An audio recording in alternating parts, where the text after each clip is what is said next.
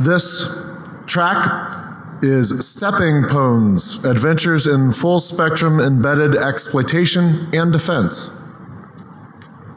Thank you. We know that we're standing between you and lunch, and we'll be very efficient with our time and put our New York voices on. We're from a small company called Red Balloon Security. We actually started life at Columbia University in an academic research setting, as I said, about 5 years ago, supported from DARPA, IARPA, DHS, to work on clean slate design of systems that would not be as insecure as we are living with and suffering with. Most everyone was focused on server security, web security, crypto, and we decided that what was being ignored was the embedded space. So all the embedded systems that are in servers, embedded systems that are sitting next to you in your office, and after considerable amount of effort, we developed a generic OS, device, product agnostic host security system called Symbiotes, Software Symbiotes. And the primary function of this talk is to show you what is now achieved, having the world's first secure embedded systems sitting on this desk. But the first half will be offense. As I said, academic research is typically theoretically based, sometimes by observation. We proposed embedded system security. We had to demonstrate that embedded systems are insecure. And so you're going to see first half offense, second half defense. Let me introduce to you Ang Sui. He'll be presenting the work that we've done together. Michael Costello, Jatin Kataria, and I'm Sal Stolfo.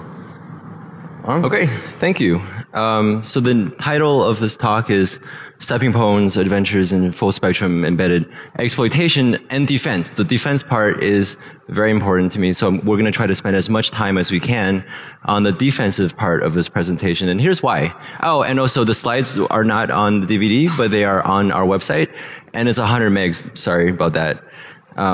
Unicorns cannot be compressed, apparently I've learned. They're magical creatures that cannot be shrunken smaller. So this is the typical talk that we give at places like Black Hat. We spend some time thinking about and talking about the next shiny thing, be it, you know, a car or a printer or a phone or whatever other doodad that we want to look at and compromise. And then we go and try to compromise the thing, and we spend a whole lot of time in fail shack. So we're frustrated. We want to put a lot of this work and the path that we've taken into these slides to build up to the point where we find that one vulnerability, that one exploit that actually works. So we're very excited about it. We spend a lot of time talking about the actual attack. And then comes the bad news, right? This is the impact. And the news is always bad, and it more or less sounds something like this. Oh, so this device is something that's in our lives and it's being used everywhere. The fix is actually pretty difficult, and you know, there's really not a perfect fix out there right now. And even if we had it, it would be difficult to distribute it out into the world. So we're all kind of screwed. And then we feel bad for saying that. And we follow up with, but it's okay, you know, like we have a duct tape fix, right, that will hopefully make sure your house doesn't fall down tomorrow. And that generally involves disabling a feature or pulling the device from the network or putting glue through the console port of the phone so nobody can actually get to it. And, you know, me being me, I always reserve some time for pictures of hilarious cats and things I find on Google image search, which amounts to harmless copyright infringement. And at the very end of this presentation, we always save a few minutes, a few slides to say, gee, this is a really big problem and we don't have a fundamental fix, so we really need a real solution. The solution needs to exist. Okay, bye, have a good day. And then we start this talk over again, right? So we've worked really hard today to make sure that this talk isn't that. This talk is a different talk, and we're going to spend half the time on offense. So we're going to show you new polyspecies malware propagation techniques that we've worked on, meaning malware that spreads from one type of device like a printer to another one like a phone to a router and vice versa in full mesh configuration. We're going to show you some very interesting 0 days we found in voice over IP phones. But we're going to take the rest of the presentation and really talk about the defensive technology that we put forth. This is work that I've done at Columbia University. This is essentially the output of my PhD career over the last 5 years. We've thought very hard about this problem, the problem of legacy embedded devices and their security problems. And we came up with this thing called Software Symbiote that is now being transferred into a company called Red Balloon. I don't want to spend some time explaining this technology to you and showing a lab with this technology live on stage. And of course, I'm going to save some time for pictures of unicorns and other things I find on Google image search at 4 in the morning. So the human cast of characters, we already went through a little bit. Dr. Stolfo is a professor at Columbia University and also co-founder of Red Balloon. Michael Costello is a scientist at Red Balloon and also fashionista by day. And Jatin Kadaria is a scientist at Red Balloon. And here's me. My name is Ang Cui. I am a local man. We have very special guest appearance by Mikey Droptables, right? Who is the mayor of Ponetown, which is located halfway between Quarth and New Jersey. Okay, that's where it is. And that's not all. I'd like to reintroduce to you the modern office, right? So here is the cast of machines that we brought to you on stage. The first one is the Cisco 2821 router. You may not have one on your desk, but you probably have one somewhere in a closet somewhere. And this is more or less responsible for the routing of your office. Next, we have one of my favorite pieces of hardware, the HP LaserJet printer, the 2055. And then we also have the Cisco 7961 IP phone, which I'm sure you guys have all seen in the last decade. And here's the bright, new, shiny, sexy brother of this phone, the Cisco 89000 and 99000 series phone. And this is the one we're going to show a zero-day attack on. But this has already been reported to the vendor, and I believe a bug fix is out and a patch is out, so please go and update your phone again. Now, we also threw in an 1841 router, and we're going to spend a little bit of time talking about our work on the Avaya phone. So here is a layout that we're all very familiar with, right? On top, you have the big bad internet, and on the bottom, you have your intranet. And apparently, Ponetown is located on the right side of internet, where Mikey Droptable is mayor. So to people of Ponetown, your internal network is a mystery, right? They don't really know what's going on inside. They can't scan into your network because this firewall prevents all the traffic from outside from getting in. But Mikey Droptables can make educated guesses about what's probably inside your network. And he says, well, there's probably a printer in there somewhere, right, that people use to print documents. So what Mikey Droptable does is he makes a really fantastically great resume, right? And this resume will impress some people inside the organization so much that they would want to be compelled to print it out on the printer. And as we've talked about a year and a half ago, there were vulnerabilities inside a large number of printers that allowed a print job to actually modify the firmware of the printer itself, right? And from there, Mikey Droptables gets a physical entry point into your intranet, and then you can start thinking about all the interesting things you can do with that. So I want to say that the printer that we're showing has the vulnerability that we talked about 18 months ago. This is a vulnerability that the vendor has patched already. And why am I talking about it still? Well, it turns out we collected quantitative evidence by scanning IPv4, looking for these printers on the internet, and we found that 14 months after the firmware update has been released, the global patch rate, as far as we can observe, is 7.4%, right? So this tells me, A, most people don't update their printers despite very serious security vulnerabilities being announced, and the fact that the updates do exist. And two, the 7.4% patch rate really is attributed to new printers being brought online, right, as they're being bought by consumers over the period that we measure. And this is a problem. So I'm talking about this vulnerability still because unlike, let's say, a vulnerability in Firefox or Chrome, where you have a lifetime of maybe a week, right, if you're lucky, a vulnerability that I find on an embedded device like a printer or a router or a phone will most likely live for years without being fixed, right, because we don't have the patching infrastructure that we have on the desktop on these embedded devices. And also, people are generally afraid to update the firmware of these mysterious devices that we don't want them to break. So here's what happens. Mikey Droptables owns a printer, right? And what he does then he creates a reverse IP tunnel out of the corporate firewall, right? Punches a hole through that back to the internet, where he can then use this tunnel to send command and control packets down to the device as if he was physically located on your local segment. And from there, if everything works out right, you can use that command and control and other modules on the printer to start doing standard reconnaissance of the network to figure out other embedded devices, other phones, other printers, other routers inside your environment.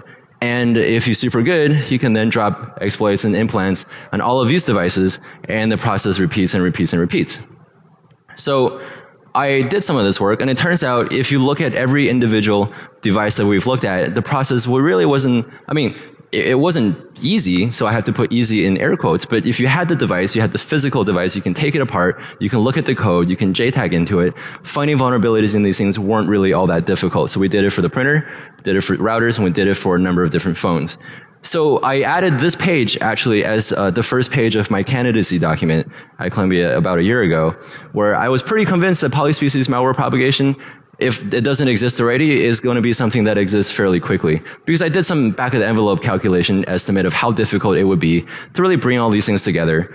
And it didn't seem all that difficult to me. But then I started doing it and I realized that there are certainly some challenges you need to solve.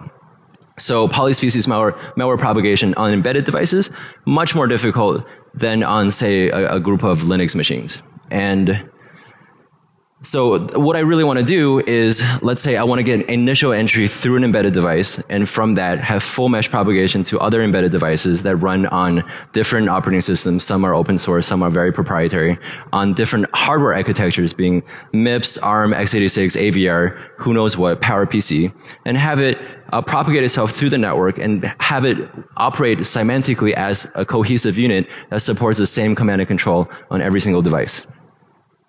Now, this is why it's difficult. So if you look at the cast of characters, you know, we have devices from 3 different vendors, right? Well, yeah, 3 different vendors. And we also have operating systems or hardware architecture that's MIPS and ARM, very different flavors of it. And some of them we've seen PowerPC, x86, AVR. So the diversity is really the thing that gets you. And on top of that, they run operating systems that we may or may not understand. So, you know, if something runs a modified version of the Linux kernel, I have some understanding of how that works, right? But if something's running a very proprietary thing like iOS, where I'm not allowed to get any access to source code or proprietary information, I would have to reverse engineer all of that, and that's quite a cumbersome process. And then there's CNU, which is somewhere in between, Cisco native Unix, kind of like Unix, but not really. So this is why writing the same rootkit, let's say, for all of these devices is pretty difficult. Now, I'm going to take a step back and say we identify the challenges that need to be solved in order to get polyspecies malware propagation to work on these devices. And when we solve the offensive problem, we're actually solving the dual of the defensive problem. So the techniques that I'm going to show you on the offensive demo is exactly the same techniques that I will show you on the defensive demo, right, to make both of these things happen. And at the end of the day, our goal is to get arbitrary, generalized, reliable execution on whatever endpoint there is, regardless of the hardware platform and regardless of the software operating system running on these devices. So, very first challenge that we have to solve is obviously binary modification. How do I even get my binary onto the device at all? Be it through a live attack, memory modification attack, or by crafting a firmware update and putting that onto the device through the regular firmware update process. That actually has been solved. So we created a system called FRAC, which we talked about briefly at Black Hat last year, that has basically solved this problem for us. So if you're interested, please check out the slides from Black Hat 2012. Now, the next question is a little bit trickier, right? How do I do generalized execution? And by execution, I really mean, how do I run the same code, the same semantically equivalent code on environments that have different processors, different operating systems, right? Different environments that may or may not be proprietary. Now, if you solve that problem, you still have one more problem to solve, and that's even a little bit trickier still. And that's getting generalized input and output to these endpoints. And this is typically hard, right? Because in order to send a packet, you're going to have to understand, for example, you know, the socket library interface, right? At least, you know, the driver that talks to the Ethernet PHY to be able to actually send a raw frame, and that's very device specific. But it turns out we found a way around that, at least for the input part, and it involves using the solution from the generalized execution problem that we talked about previously. So let's talk about generalized execution. So forget everything you know about every operating system. Just imagine you have a black box on the network that computes. We can make an assumption that this box has some piece of memory, and in that memory there is a region of code and there's a region of data, and a part of that data memory region will dedicate to something we call generally the I/O memory region. So in this code section, right, there's going to be pieces of code that are there that are probably not necessary for the operation of the device because firmware is bloated, and this doesn't really surprise anyone. So I'm talking about things like the debug messages, the syslog code, IGMP code, you know, things that aren't configured and it will never be used, but is still present in the firmware of the embedded device. On the other hand, we actually know that there are many points inside the code that will be guaranteed to be hit periodically at a high rate, regardless of the operating system. And this is by looking at the ISA about how MIPS and ARM works. And a very good example of it is the ERED instruction. We know that on this device, regardless of the operating system, exceptions will periodically happen. And when they do, the ERED instruction will be called. So once we hook the ERED instruction, we get perpetual execution on that device, regardless of the operating system that we're working inside. Now, let's put these two things together. We take a piece of unused code region and we replace it with our own payload. Now, this payload could be an offensive payload or a defensive payload. You know, it really doesn't matter. And we're going to take some other pieces of memory from the code section and use it for our stack area, for our heap area, our general dynamic memory use area. And when we have that, we're going to make a whole lot of different hooks. We're going to hook all sorts of places in the code where the CPU will eventually hit, so that we guarantee that we have perpetual periodic execution of our payload as the host program is running. And that more or less is the generalized execution solution. It may take you some time to convince yourself that this does actually work reliably, but we're going to show you live on stage, both in the defense and offensive demo, that it does work, and it does work pretty well. So let's take this and solve the generalized input and output problem, right? So instead of a rootkit, let's make a packet scrubber. This packet scrubber will run periodically as the host program is running.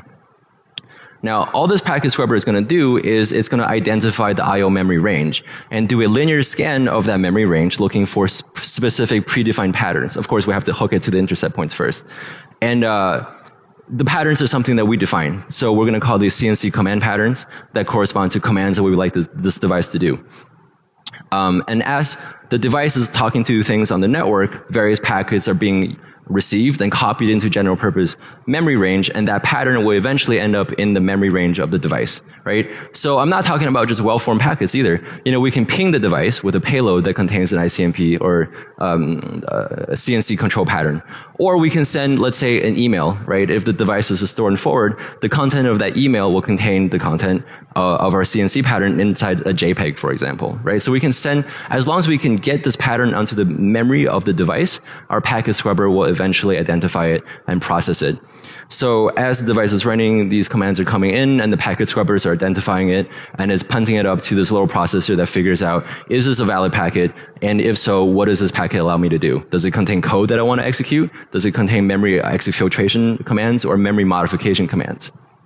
And that's how we do generalized input. Now take a step back and think, have I devised a thing that's specific to ARM, right? No, this will work on MIPS, it will work on AVR, x86, PowerPC, whatever it is that you want to throw at it. And does this only work on VxWorks? Nope, right? This will work on Lynx OS, it will work on the CE kernel, it will work on little iOS, big iOS, Linux, whatever it is. Okay, and for completeness, this is the structure of the CNC command and acknowledgement that we defined for this demo. If you notice, here is the envelope. The envelope contains on top a predefined pattern, OXACACAC, it's my initials, right? Some metadata about the transaction. And at the end, we have an ending pattern, and right before that, we have a checksum value. So this allows us to identify the CNC command packet in memory and then validate the integrity of it before processing it, because we are doing a linear scan where we don't really understand how the I/O subsystem works. So it is a possibility that our CNC commands will be corrupted as the system goes. We'll have to, so this is the way for us to validate. Okay, and then once we validate the envelope, we start processing the payloads and arguments and the commands inside each one of these things. So put it all together, right? You have your generalized execution, you have IOMEM scrubber, and as the device is doing its thing, various CNC commands are being copied into IOMEM, they're being identified, they're being processed, right? And once it's processed, the device does the thing and then possibly exfiltrates some response back out the network. And that's how we did our offensive demo. Now, we heard about Barnaby Jack probably the same time everyone else did here, and we knew that we had to do something special for him as a tribute in our presentation. So for the last few days, we've been working pretty hard to put this function together. And this is the Barnaby function. What it does is it takes as input arbitrary embedded devices, right? As output, it produces a device that has its face inside the binary of that device.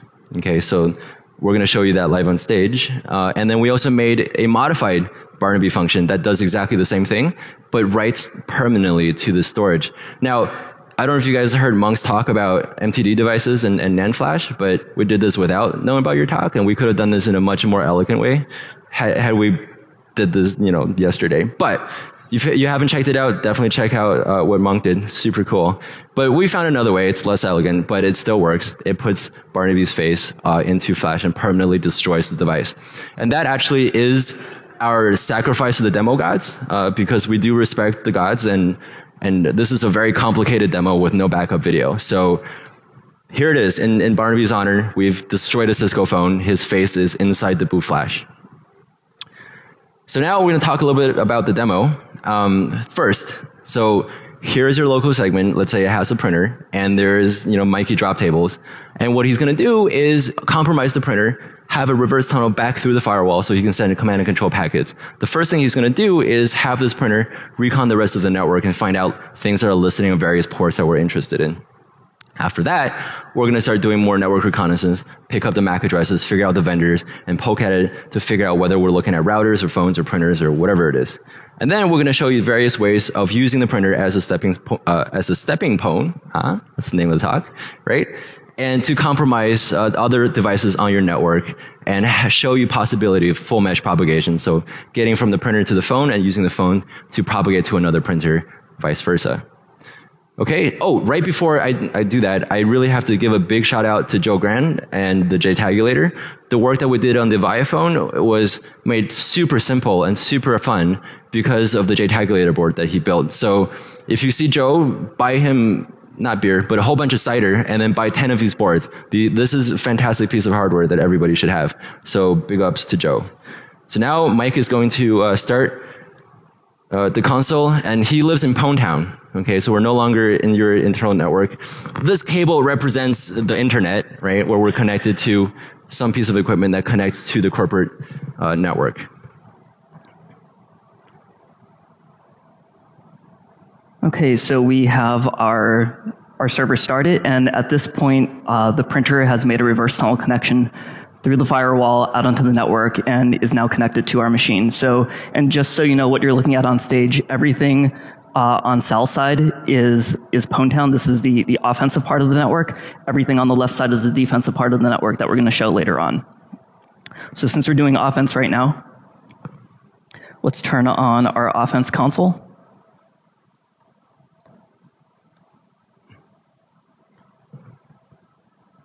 And our offense client. Okay, and we already have the printer added to the network. So, so this is the printer that's sitting in the network. My console is here in Pwn Town, and we're going to start doing nasty things within the network from outside the firewall. So the first thing that we're going to want to do is we have one foothold in the network, but we want to start using this foothold to see what else is in there. As Zong said, we want to do some reconnaissance. And so what we're going to do is a SYN scan directed to the printer, and we're going to scan on TCP port 23. So I'll say this at the beginning, but then please remember that this is what's happening throughout the presentation, that I'm sending this command through a command and control tunnel to the printer to instruct the printer on what to do.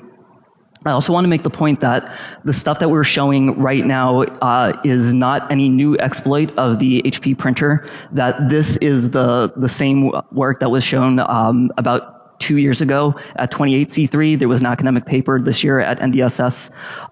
We're using, HP had released a patch for that exploit. The software that's running on the printer that we're exploiting now is software that was, that existed before the patch was there. So we're running somewhat old software on this, and we're not doing any new exploit work. We're just making the printer do new and more interesting things this time.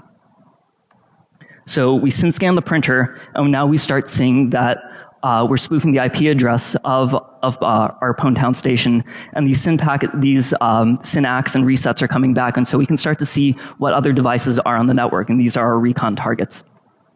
One of the other things that you can also see here is that the printer is now identified as an HP LaserJet P2055DN running firmware from 2010, March specifically, and that it has a fingerprint with 8 hexadecimal digits. And so what this fingerprint is a memory fingerprint that is that's calculated by the rootkit that's running on this printer, and it's exfiltrated in the command and control acknowledgement packets.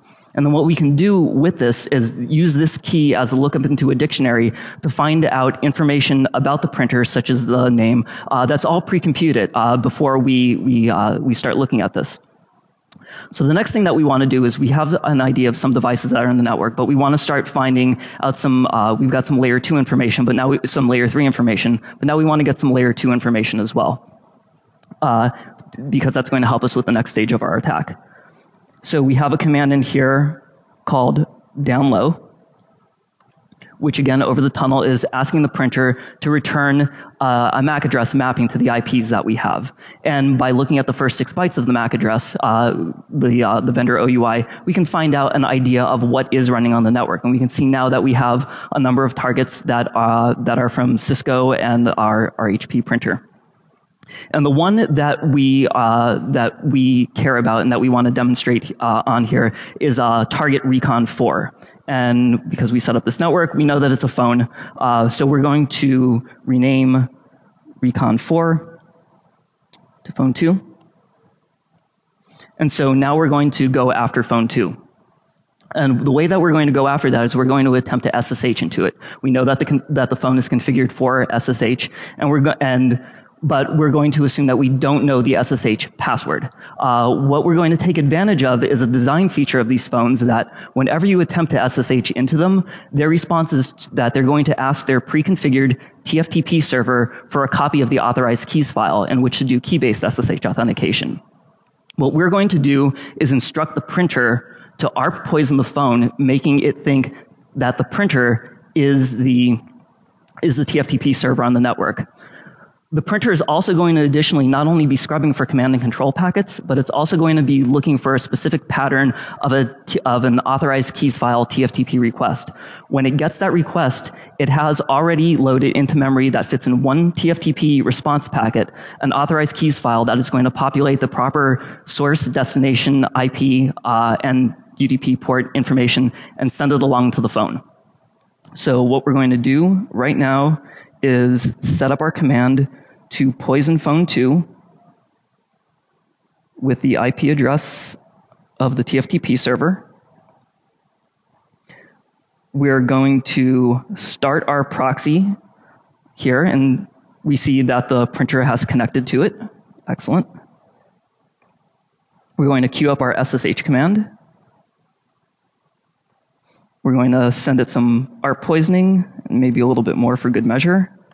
And now we're going to SSH in. So what we're doing is we're SSHing now from my local host through this proxy connection that the printer has built to my machine, through the printer to the phone, ARP poisoned, grabbing the TFTP request file with a response file, and now we're presented with a shell login instead of an SSH password prompt.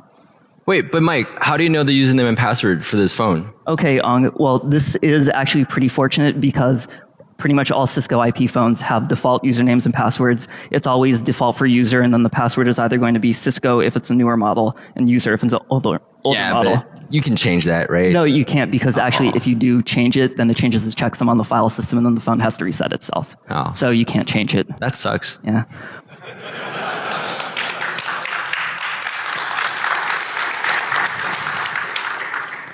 Okay, so we're sitting on this phone, and it appears to be running a Linux distribution from a company called Monte Vista. This is a Cisco 8961 running not the latest, but some fairly recent code, 921. And this is the phone that's sitting right in front of Sal, way at the end, the shiny new Cisco 8961. And it's running a Linux kernel 2618. And so what we first started doing to look at how to break this phone, we decided that we were going to start looking for Linux kernel exploits either on x86 or an ARM that we could port there. And we wound up having a lot of difficulty with that. And so we decided that we had to look elsewhere.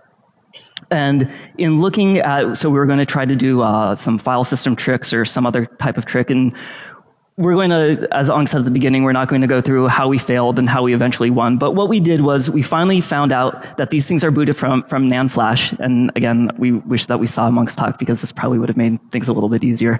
We noticed that it mounts at least one of its file system it mounts at least one of its file systems off of an MTD. And we noticed something kind of interesting about that MTD. And I have to type slowly because everything's going through this reverse tunnel. Right, so this is live from Pwntown through the firewall, through the printer, SSH into a phone.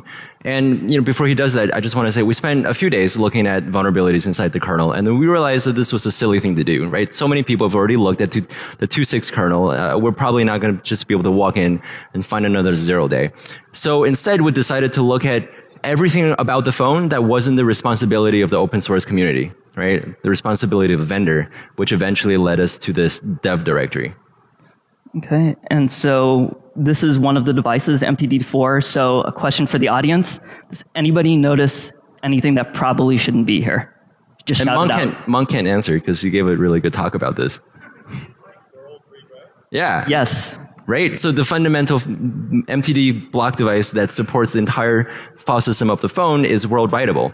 But, you know, that we can't do anything with it, right? Because we don't have the tools to write MTD blocks, or else we would have to compile it on the phone, then we have to bring in a compiler, and that's really hard, right? Well, actually, you're wrong. There very fortunately are a number of flash utilities like Flash Erase and Flash Info already on the phone for us to use. Yeah. They ship the phone with the tools, plus gives me permission to write the file system.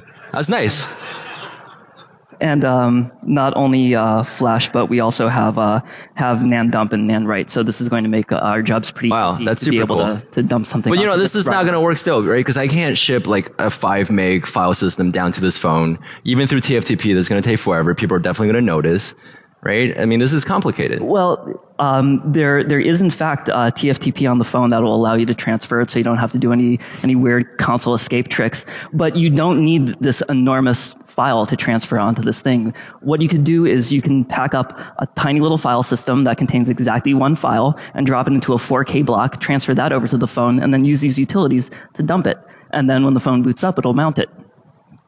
Wow, and what binary would you want to pack into that one file system? Well, what I would want to pack into that is maybe something like this file here called rootkit that is owned by root and has a sticky bit set. So if I look at who I am, you're nobody right now. But that's going to change. I am default, but if I run our rootkit file, I have root now. Ta-da! So that's what it took. And when we saw this vulnerability, I was a little disappointed, right? Because we're moving away from the CNU kernel, from proprietary code that's written 10 years ago without proper testing, to the Linux kernel that has been backported with all of the security vulnerabilities that we've known about for the last 4 years. And it turns out it's now easier to compromise this phone than its predecessor. So just because you have a secure kernel doesn't mean that the vendor, the way you package these things, will not allow a single mistake to have the attacker completely own your phone. Of course, when we have root on this phone, we can do everything that we've done on the 7961, exfiltrate voice information. And another thing that is super nice is that we're now on a Linux machine, so we're home free. We can start building all sorts of stuff on this guy and then start using that as a propagation point to, let's say, I don't know, own another printer, right? And this is how the full mesh propagation will work. So now we've shown you this ODE. Let's show the offensive network with our malicious implant that we talked about working on a number of devices. So for good measure, we added 2 other devices, a Cisco 2821 router and a Cisco 1841 router to the phone and the printer, just to prove to you folks that this command and control infrastructure will work on ARMA, MIPS, on different architectures, on Linux, and on operating systems that we really don't understand. Okay, so we have our console reloaded. Now we have all of the devices that are already running our packet scrubbing rootkit on them, the printer, the phone, and the 2 routers. So we have our packet scrubber in there. Let's start running this thing through the paces. So what would the well-equipped hacker want to do? Maybe he or she would first want to heartbeat these printers, or heartbeat these printers, phones, routers, and whatnot, and see what they are. So let's send a heartbeat to all of the devices through the command and control tunnel to the printer. And we get some information back. Again, all of the command and control acknowledgement packets have these memory fingerprints in them, and then which we can use these as keys into a pre-computed database to find out information about the firmware that's running on them. So we could, for instance, type in get info on the phone, which is a 7940 or 7961, and we see that that's the firmware. We know that it's a MIPS 32 big endian processor. We can identify through again pre-analysis the location of a number of either number of third-party libraries or a number of functions, but we decided not to include any information here because we got attorney pwned, and they said that this was a really bad idea to reveal, and it is. So. A little side note, the memory fingerprint idea was something that we came up with for the Cisco iOS router rootkit that we did a few years ago. That idea was basically we find features of the code, like the ERED instruction, and we run a very quick hash around that, the addresses of all those, and that yields a unique fingerprint that identifies a specific hardware and software version of that particular embedded device and the software running on it. And it turns out this is not specific to iOS or routers at all. This is something that will work on printers and phones and cars and Predator drones, I'm sure. So we've done it on all of these devices too. Okay, so the next thing that we might want to do is to read memory. So let's see if we could read memory on the phone. And we're going to try to read from 800F1650. So we're sending, again, a command and control packet over the server, over the reverse tunnel to the printer, to the phone, asking it to read. Let's try that again.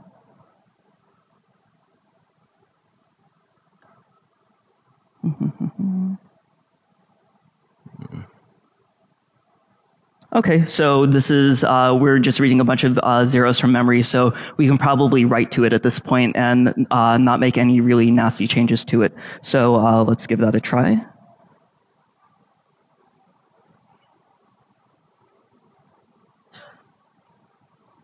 Now, as Mike is doing that, he's sending an ICMP packet through the tunnel, right, from Pwntown through the router to the printer, and the printer then proxies that command and control as a UDP packet going into the phone, right? The phone is then going to run the packet scrubber, finds the payload, and then generate a command and control acknowledgement in the form of an ICMP request with the body of the payload containing the memory that's being exfiltrated.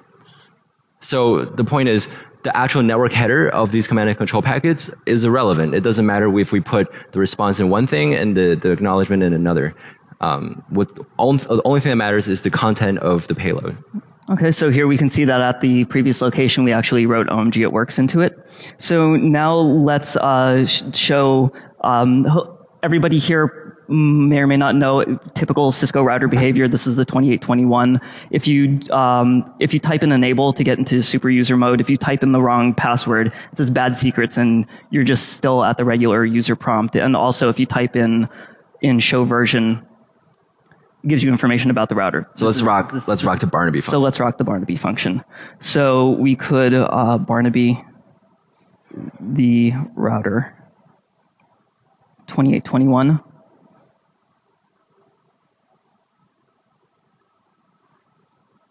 And while we're at it, let's do the 1841 as well. And so now if we type in enable and we get bad secrets, we still are at privilege level 15 super user on there. Oh wow, that's not supposed to happen. No, it's not. So it patched the function that returns the value of it. And if we look in show version, we see our friend who will be missed. Ta-da!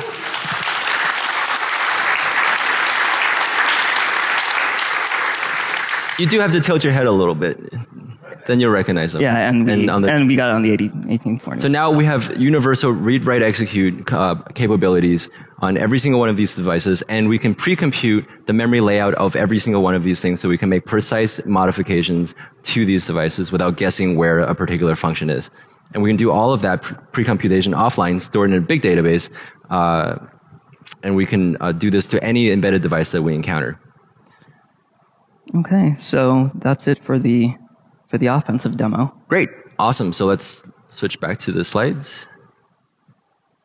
Okay, and just one thing I want to talk about, and this is something really, oh, by the way, so with command and control offensive payload implanted into all these devices, the Pwntown population has now increased to 6 because Mikey is one of them, right? So here it is. This happened to your network because a resume, a malicious document, was printed onto an unpatched printer. And I don't think that's a far-fetched attack scenario. People do this all the time.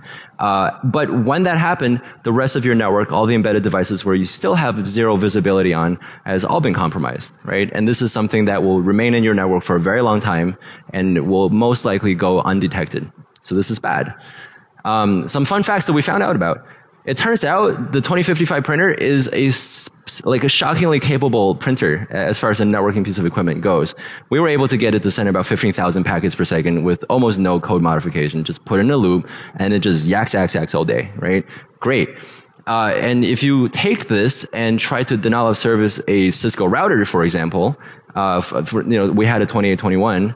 It turns out a single 2055 printer wins all day. I can peg the CPU utilization of a Cisco router to 99% by sending malformed TCP packets to the OSPF hello address, right? It should never receive it, but once it does, it just blows up. So that happened. That totally works. If we have time, we'll show you. Now, as promised, we're going to spend the rest of this presentation talking about the defensive work that we've done. And it's important to point out the Software Symbiote solution is designed to be practical and designed to be something that can be retrofitted into all of these vulnerable embedded devices that exist today. I care about securing things that exist today, not so much reinventing the wheel. And in the future, we're going to build PS7, right, on every phone and printer and whatnot. With that said, the technology requires 0 hardware modification, 0 specialized hardware, and it does not require any proprietary intellectual property from the vendor. We require no source code. We operate purely at the binary level. The source code that you get from downloading it from the vendor's website is the thing that we take as input, and the output we generate is a modified Symbiote injected firmware that is functionally equivalent, that has host-based defense capabilities. So I'm going to turn it over to Sal. Oh. You gonna do it? Okay.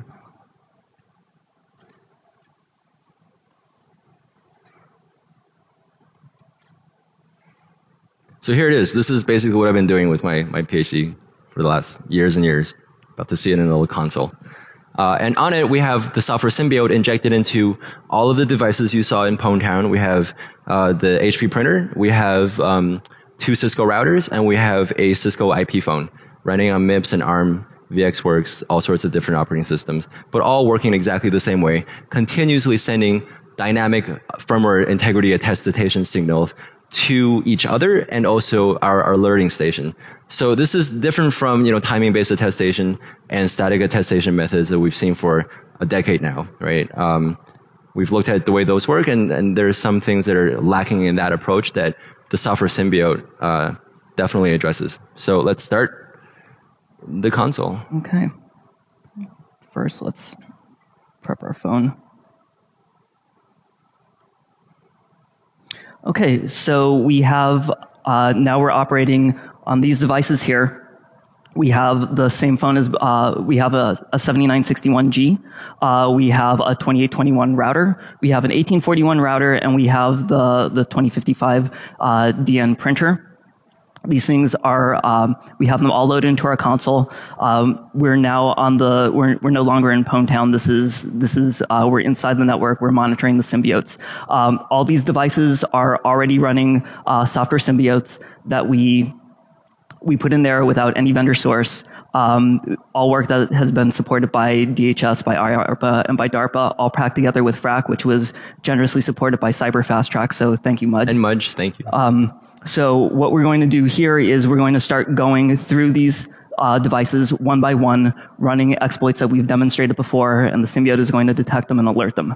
You're going to see a checksum for all of these. That the symbiote is constantly sending a heartbeat with a checksum reporting that it is okay. If it detects a firmware, a static region of memory change, that checksum will change. It'll report it to this monitoring station, and then we'll be able to go from a secure state of secure to a state of pwned. The first thing that we're going to look at is the 7961. So we're already SSH into this. This is a 7961. This is not a new exploit. If you want details on that exploit, please see our 29C3 presentation, Hacking Cisco Phones. And what we have on here is a preloaded binary called pwnbin, that if we run it, it makes a change to the setuid program so that if we attempt to log in, oops.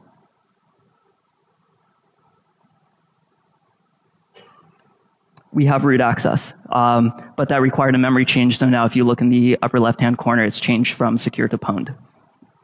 So now we can start rolling through the other devices. First, the 1821, or the 2821, rather. So we're not going to be demonstrating a Cisco iOS exploit here. In addition to loading in the Symbiote that's monitoring the secure state of this phone, we've also modified the show CDP neighbors function.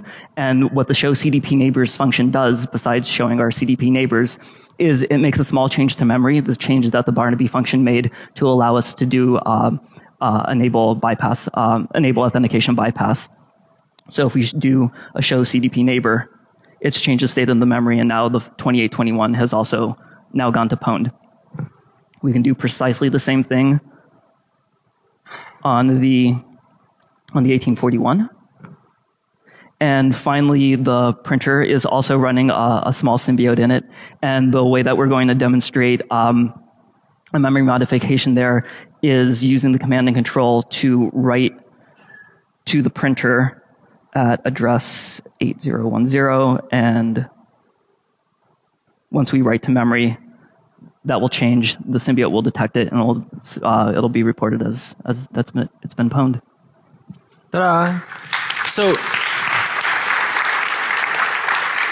I just want to point out that you folks are literally the first public audience that has ever seen any type of device like these. So we've had printers and phones and routers for a long time, but these are the devices, these are the only devices in the world that has host-based defense built right into it. There is no other printer on the planet that can tell you whether the printer has been compromised through an exploit, except for literally that one sitting over there on this table.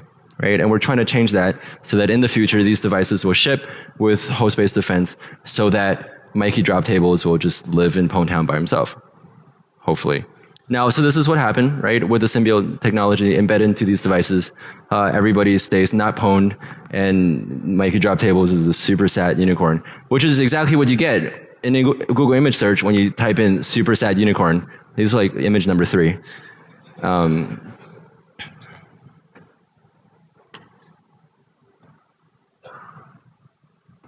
What you've just seen. Oh, is this working? Is this hot? Yes. What you've just seen is the beginnings of embedded system worms. It's not theoretical anymore. It's quite real. And embedded systems are ubiquitous. They're everywhere. They're in your doctor's examination room. They're in SCIFs. They're in your hotel room. Don't forget, what happens in Vegas may not stay in Vegas. This is a ubiquitous problem that has another set of problems associated with it. The legacy systems, to upgrade them so that they have host AV, there's no infrastructure to reach them. So this is going to persist for quite some time. New devices that roll off the manufacturing floor, they can have host-based defenses. But the vendors don't seem to be very interested in this problem, and that's because the market doesn't seem to care. We haven't seen large-scale exploitation of embedded systems, but it's inevitable. We need more of this, because it has occurred that embedded systems have been used for a number of nefarious activities. Are you aware of this exposure of the security system, the locking system of Bentleys, for example? Volkswagen's response to it was to squash the research so it doesn't get presented at Usenix Security. It's an attack against the embedded system inside a car to protect them. And this, some of you may not be aware of it, but this gentleman was the darling of Wall Street. He was a hedge fund manager, made many, many millions of dollars. Every bet he placed, he won. And he was investigated, and sure enough, he used the IP phones in various financial institutions, bugged them to listen into conversations, traded against that as insider trader. He was caught. If he was caught, he succeeded, it doesn't mean there's nobody else out there who's doing it. Eventually others will be caught. The most important thing at this point is when somebody looks at an embedded system, a phone, a printer, the particular devices that we have been playing with, it's not unique to HP, it's not unique to Cisco. It's the same problem. It's pervasive for all of the vendors and all of the different products. And that marketplace still doesn't look at security as a first principle property. It's function, form, appearance, price. But security now has to be considered as an important property of these devices. Otherwise, the market will scream for it as these kinds of devices are being used for exploitation. Finally, there's the government. Lenovo's now are no longer allowed to be purchased by U.S. government because of onboard embedded systems that were discovered that do things that are not permitted, that are insecure. Government is also considering now the space of embedded systems and may require, as part of the GSA rules, that host-based defenses be provided for embedded systems in order for the device to be listed on GSA and then therefore purchased. And manufacturers are not going to make one product for the government alone and then one product for the commercial space. It's likely that the government will be the forcing function so that these devices then in the commercial space will be secured. That's our presentation. Software Symbiotes are here and ready, and hopefully we'll have a bit more traction with the vendors that they will actually be able to ship with Symbiotes next year. And finally, the end of our presentation, guys. It worked. You guys have no idea how hard we worked to make this work. Go over here.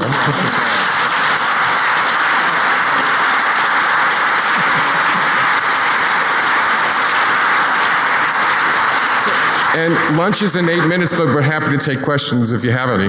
Actually, I just have one more thing. This is on. Okay, I have one more thing to say, and I hope we've worked really hard on this offensive demonstration for a reason. I wanted to convince the security community to show you folks that we've actually hopefully matured in our understanding of embedded exploitation. So we've always thought about things as, we own this one type of device and then we can change the functionality of that device. Own a printer, you can steal a print job, right? Own a car, maybe you can get it to stop and whatever. And own a phone, you can listen to what the phone is actually saying.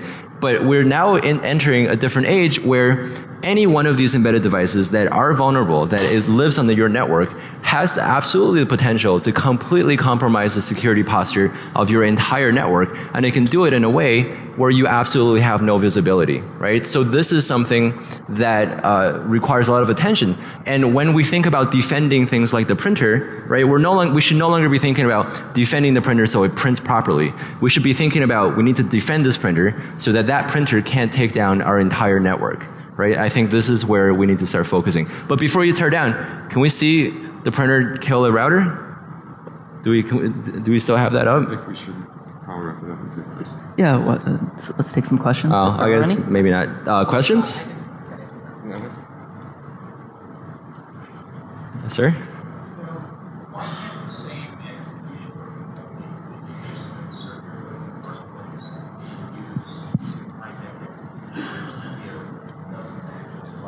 That's a very good question. So the offense. Repeat the question. Oh, right. So why could we why couldn't the adversary use the same hooking techniques to disable the symbiote? Right. All they have to do is have seen the symbiote once and seen the computed checksum. See, that's exactly, we've written 3 academic papers to address exactly that. The thing that I didn't really talk about is the offensive side and the defensive side comes from the same insight that you can get reliable code execution in these 2 different devices. The main difference between the offensive and the defensive is that the defensive side, well, the offensive code doesn't actually care about getting caught. It cares about reliable operation. Whereas the defensive side absolutely cares about being caught, and it has to do this in a constrained environment without requiring specialized hardware, and we do that by using the principle of diversity. So every single symbiote injected device is actually a binarily mutated firmware that is functionally equivalent, that is completely randomized. So instead of choosing 15 different hooks on ERETs, right, for the offensive side, which is absolutely enough to run the packet scrubber, we go in and hook something like 15 to 45,000 intercept points inside the code of the host program, and we randomly choose those intercept points at every instantiation. So imagine every time a printer boots up or a phone boots up, right? It'll be functionally equivalent, but the intercept points are very different, and we choose these points using statistical mimicry attack so that the attacker can't simply say, oh, this section has way too many hooks for the normal code, right? We actually make it statistically undetectable or very difficult to detect for the adversary. And if you looked at a single symbiote, if you dumped the firmware from that, right, you would be able to get the binary layout of that single instance. And to propagate that type of attack across a network of binarily diverse, functionally equivalent devices all running the symbiote would be vastly different. And on top of that, we didn't really talk about it, but the symbiotes actually alert to each other as well, to not to the central console, so that when you exploit and disable a symbiote on, let's say, a phone, there will be a printer and there will be a router monitoring the symbiote protocol, because we really don't care what these devices are. And in order to have a successful disabling of the symbiote, you now all of a sudden need to have 3 successful attacks on 3 different architectures and 3 different operating systems that can be launched simultaneously, right? And when that happens, our external alert will figure out that 3 devices have dropped off the network. So this becomes not impossible, but significantly more difficult, and that's what we're trying to go after. Yeah, and just one other point, what we developed at Red Balloon is a system called FRAC that was mentioned earlier on that automates all this. So every time you run FRAC, push a button, you'll get a whole new fresh diversified firmware that's completely different from the previous version. And so for large scale deployment, it's just automated, completely automated. Any other questions? These firmware images don't need to and shouldn't be generated on the fly. So every time a or Cisco phone boots up, we shouldn't be running FRAC to make the image. We really should be making tens of thousands of these images, encrypting them in a queue, so that, and having maybe the vendor or the organization sign this, right? So that every single time a device boots up, we decrypt the next one, send it out, right? Load the next one into the encrypted queue.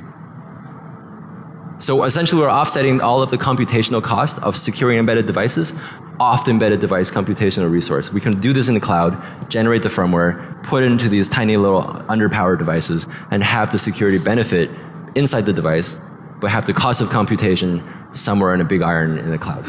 And there's a few other tricks that hopefully we'll present next year on the stage, and using randomization principles. So, any other questions? Good, we did it. Lunch is 3 minutes away.